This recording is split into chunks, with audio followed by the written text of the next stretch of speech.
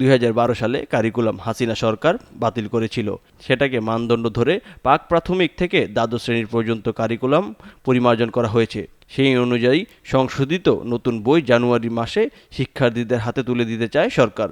পাঠ্যপুস্তকের মাধ্যমে 69, 71, 90 ও 24 সালের অভ্যুত্থান সম্পর্কে ছাত্রদের জানাতে চায় সরকার।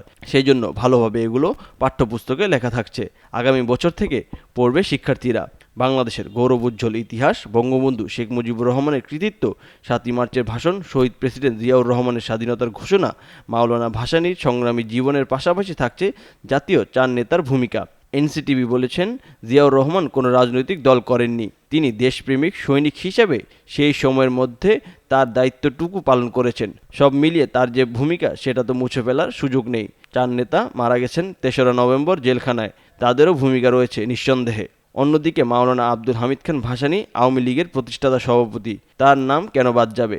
শেখ হাসিনা নিজের যে ফ্যাসিস্ট অবয়ব পাঠ্যপুস্তকে তৈরি করেছেন সেটা মুছে ফেলে দেওয়া হচ্ছে। সেখানে স্থান পাবে দেশ জুড়ে আঁকা গ্রাফিতি, শহীদ ও আন্দোলনের বজ্রকণ্ঠ, স্বৈরাচারের কুলুষিত ইতিহাস।